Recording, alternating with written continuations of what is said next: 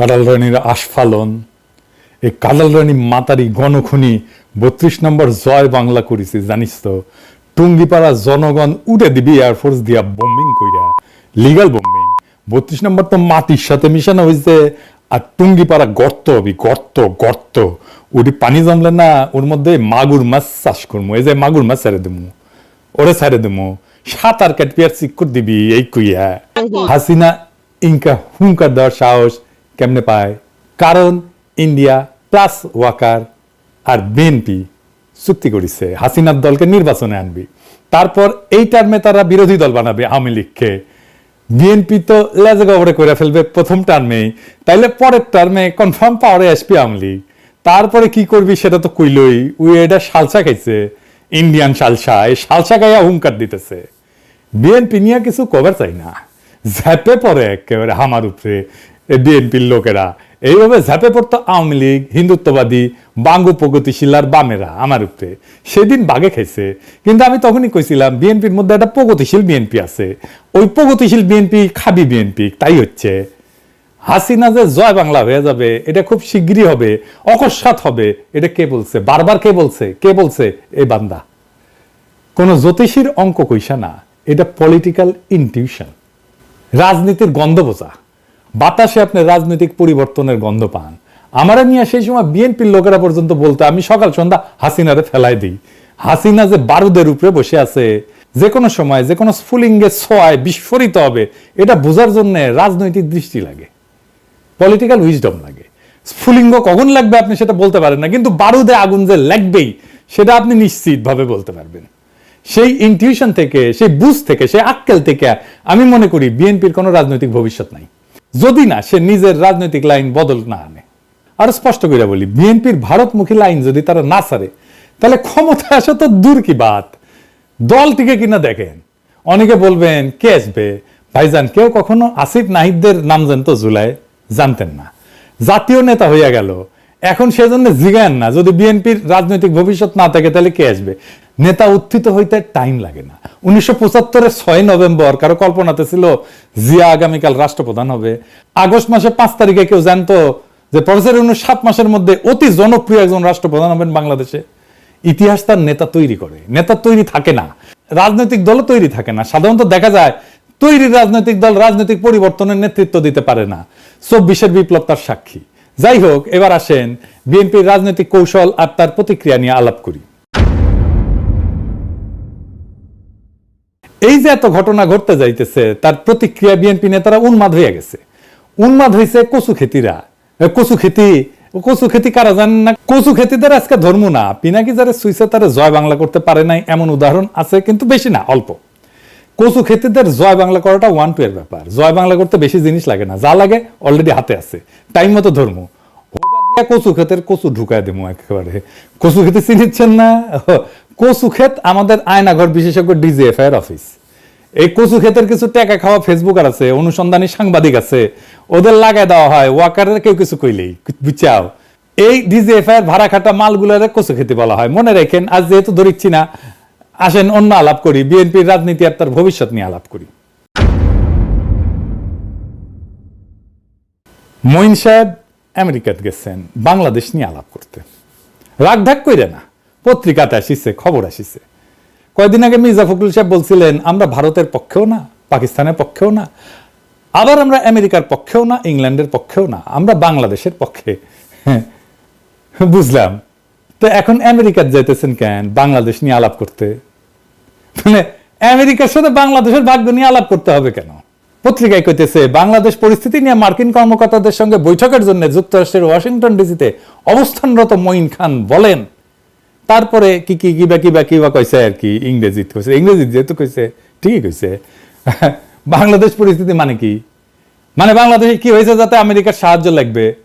এখানে রয়টার্সের ব্যাপারটা বলি, এটা রয়টার্সে ছাপা হয়েছে, বুঝছাও? এটা দেখান এডিটর সাহেব, এটা রয়টার্স দিল্লি, ভালো করে দেখাই দেন এডিটর সাহেব। আসল রয়টার্স না, এটা রয়টার্স দিল্লি। এখান থেকে রুমা পাল বলে একজন ছিল, হাসিনার ফেসিবাদকে সার্ভিস দিয়ে গেছে।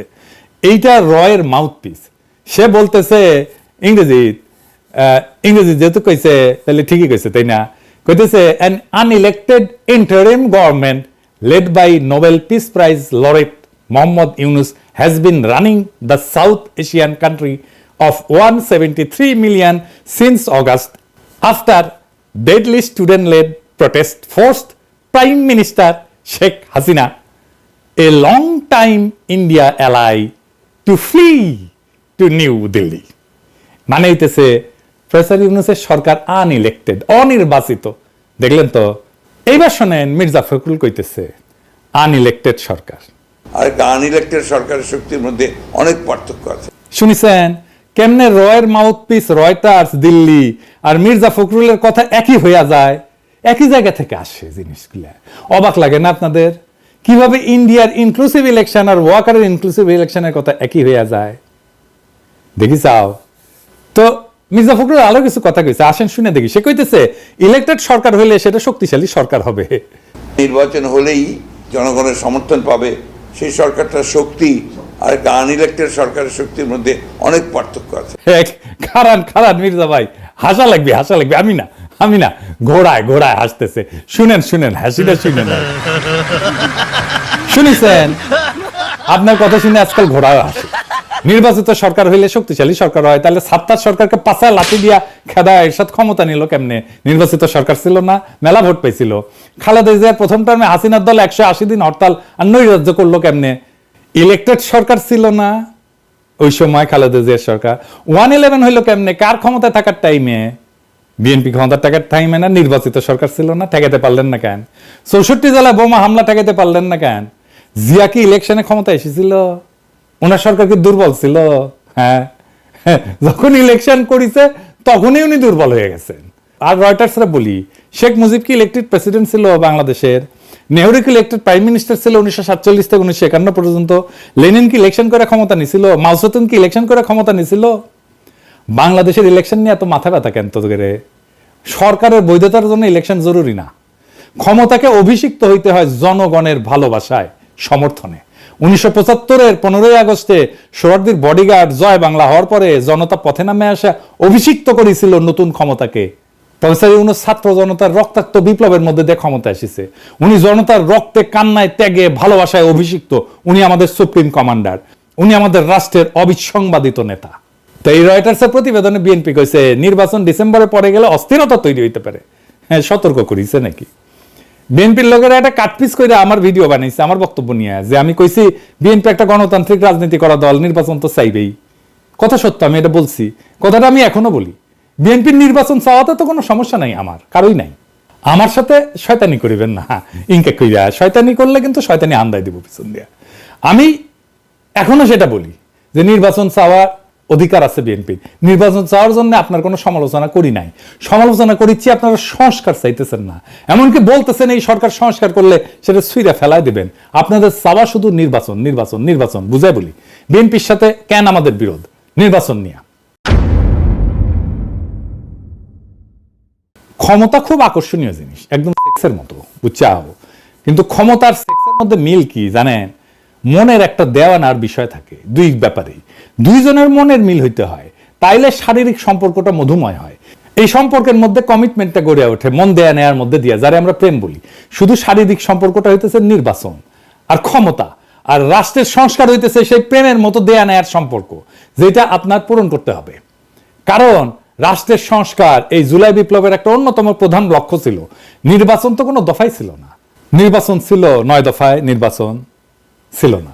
ওই 9 দফায় ছাত্র সংসদ নির্বাচন ছিল, ওইটা তো আপনি আবার করতে চান না, কারণ আপনার ছাত্রদল হাঁটবে।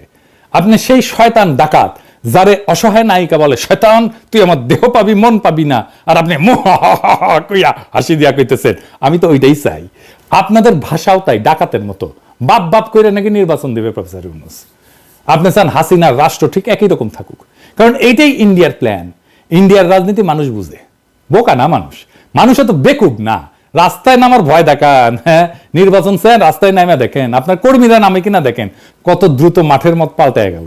দেখেন, টের পাইছেন? সারা দেশের মানুষ চাইতেছে প্রফেসর ইউনূস আরো বেশি সময় থাকেন যেন।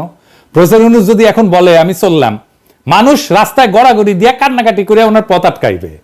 প্রফেসর ইউনূসের বিরুদ্ধে আন্দোলনে নামলে পাবলিকের মাইর এটা মাটিত পড়বে না। ওইটা বাকশালীর বাচ্চা ফজলুরে জানাই দিয়েন। এটা তো এপ্রিল, মে, জুন, জুলাইয়ের শেষে দেখেন আপনার দলের পিছে কেউ নাই। আপনারা একা হইয়া পড়ছেন। আপনার দলের নেতা কর্মীরা এই ইন্ডিয়ান ডিসপেন্সারির দায় নিতে চাইবে না, চাওয়ার কথাও না। আপনাদের দলের অনেক স্পিরিটেড কর্মী দল ছাড়ছে, আপনাদের খোঁজ খবরই নাই, আমার কাছে আছে, আরো ছাড়বে সামনে। আমি যে ফর্মুলা দিছি ট্রানজিশনাল গভর্নমেন্টের, একমাত্র সেটাই আপনাদের দল আর রাজনীতিকে বাঁচাইতে পারে। দেরি করলে আপনাদের লস, কারণ আপনাদের বার্গেন করার ক্ষমতা কমে যাবে। প্রফেসর ইউনূসের ক্ষমতা দীর্ঘায়িত হবে, এই জন্য না যে উনি ক্ষমতায় থাকতে চান, বরং এই জন্যে জনগণ ওনাকে চায়। জিয়ার পরে উনি দ্বিতীয় জনপ্রিয়তম রাষ্ট্রনেতা এখন পর্যন্ত, এটা মাথায় রাখেন।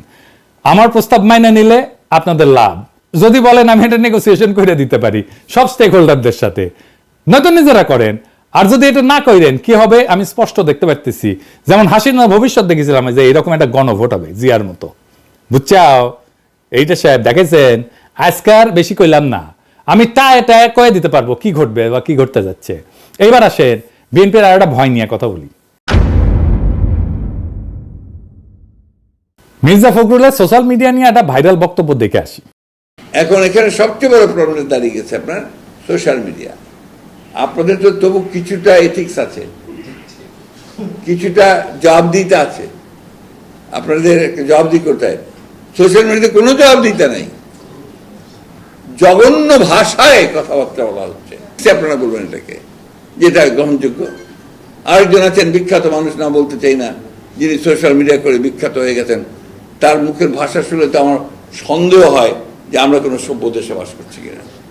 মির্জা ফখরুল বলতেছে হলুদ মিডিয়ার এথিক্স আছে, সোশ্যাল মিডিয়ার এথিক্স নাই। হলুদ মিডিয়ার এথিক্স আছে মির্জা ভাই, তা ঠিক। আমরা তো হাসিনার প্রেস কনফারেন্স দেখতাম, তাই না? এথিক্স তো দেখতাম ওইটি। যারা 111 ঘটালো মিডিয়া থেকে, এথিক্স তো দেখছি, তাই না? ওইটি যারা ফাইসিবাদের বয়ান উৎপাদন করলো, এথিক্স তো দেখছি ওদের, তাই না? মিডিয়ার এথিক্স তো দেখলাম। যারা 21 আগস্ট গ্রেনেড হামলার সময় এটা বিএনপির কাজ বলেছিল, এথিক্স তো দেখলাম। তারেক রহমানকে ডেমোনাইজ করে শয়তান হিসেবে প্রতিষ্ঠিত করার জন্য দিনের পর দিন প্রচারণা চালাইছে, খুব এথিক্স না? হ্যাঁ, বিজেএফ এর পাঠানো টেক্সট ছেপে দিছে মিডিয়াগুলা, খুব এথিক্স না? স্বীকারও করিছে আবার মাহফুজা নাম, জঙ্গি নাটক সাজাইতো প্রথম আলো, ডেইলি স্টার, খুব এথিক্স। পুরে বা আমার এথিক্স মারানি রে। কালবেলা সম্পাদক যায় আয়না ঘরে যায় আলেমদের টর্চার করার সময় ইন্টারোগেট করার টাইমে হাজির থাকতো, সেটা খুব এথিক্স না?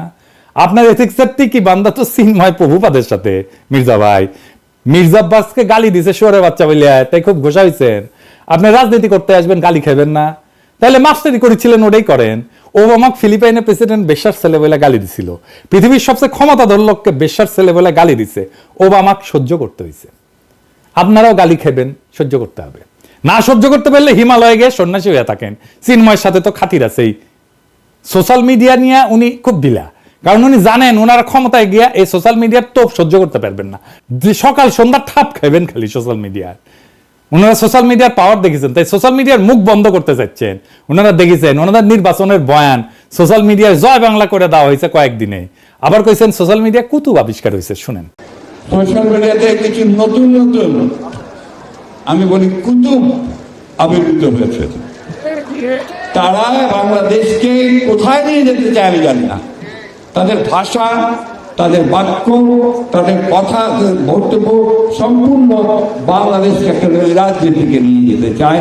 তারা গণতন্ত্রের দিকে নিয়ে যেতে চায় না। কেন মির্জা ভাই কুতুব দেখে ডরাইছেন?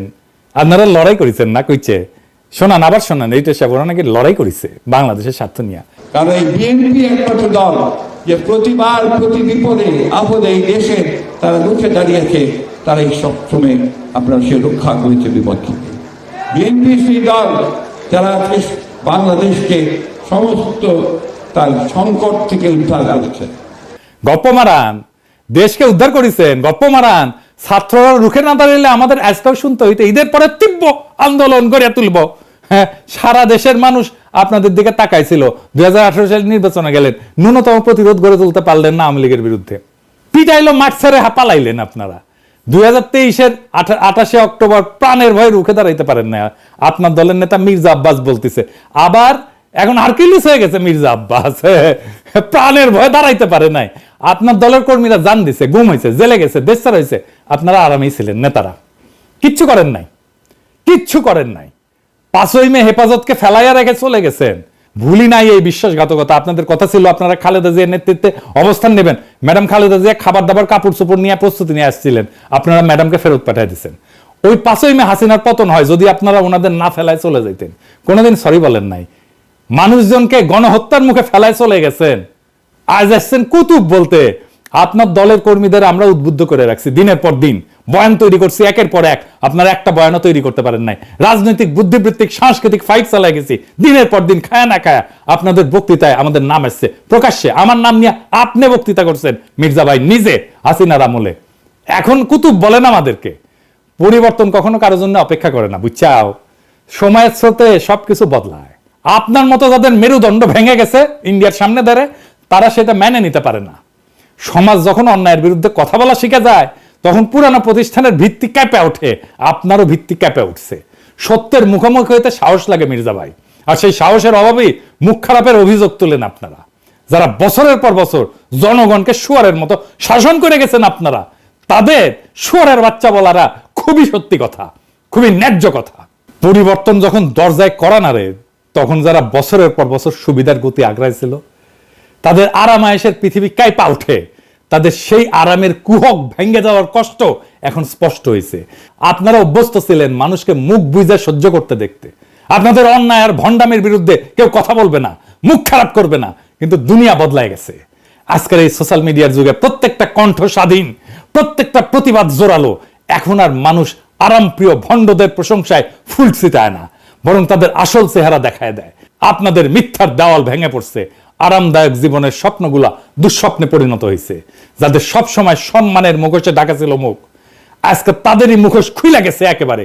সোশ্যাল মিডিয়া সেই আয়না যেখানে জনগণের ক্ষোভ প্রতিফলিত হয়, আর সেই আয়নায় নিজেদের কদর্য চেহারা দেখা আপনারা উন্মাদ হয়ে উঠছেন। আপনারা যে কমফোর্ট জোন বানাইছিলেন, সেটা ভেঙে যাওয়ার তীব্র যন্ত্রণায় আপনাদের ঘুম চলে গেছে। মুখ খারাপের দোহাই দিয়া সেই বাস্তবতাকে মুছে ফেলা যায় না মির্জা ভাই। নিজেদের তৈরি আরামের দুনিয়া ধৈসা পড়ছে, কারণ সাধারণ মানুষ আর ভণ্ডামি মেনে নিতে রাজি না। সমাজের মুখ বন্ধ করার দিন শেষ। এখন শুয়োরদের আয়নায় নিজেদের মুখ দেখতে কষ্ট হয় আপনাদের, তাই চিৎকার করে বলেন মুখ খারাপ, মুখ খারাপ। ভুয়া রাজনৈতিক কথাবার্তায় পরিবর্তন আসে না। 70 দশকের মঞ্চ কাঁপানো কথায় পরিবর্তন আসে না। এখন সময় কাজ কইরা দেখানোর, সমাধান দিয়া দেখানোর সময়। আপনাদের সময় আসছে এই পরিবর্তন মাইনা নেওয়ার। ক্ষমতা, দম্ভ আর ভণ্ডামি দিয়ে আর কতদিন টিকবেন? পরিবর্তনের হাওয়া চলমান। রুখে দাঁড়ানোর সাহস যাদের আছে, তাদের কণ্ঠ চিরকাল উচ্চারিত হবে। এই চিৎকার, এই আর্তনাদ, এইটাই সেই ভেঙে যাওয়া দুনিয়ার প্রতিধ্বনি। আর এই প্রতিধ্বনি বলে দিচ্ছে যে পরিবর্তন অবশ্যম্ভাবী। আপনাদের দম্ভের গম্বুজগুলো একে একে ভেঙে পড়বে, আর সেইখান থেকে বেড়ায় আসবে এক নতুন বাংলাদেশ, যেখানে সত্য বলার সাহস কেউ কোনোদিন হারাবে না। আপনাদের সামনে সত্য উচ্চারিত হবে মুখ খারাপ দিয়াই। ইনকিলাব জিন্দাবাদ।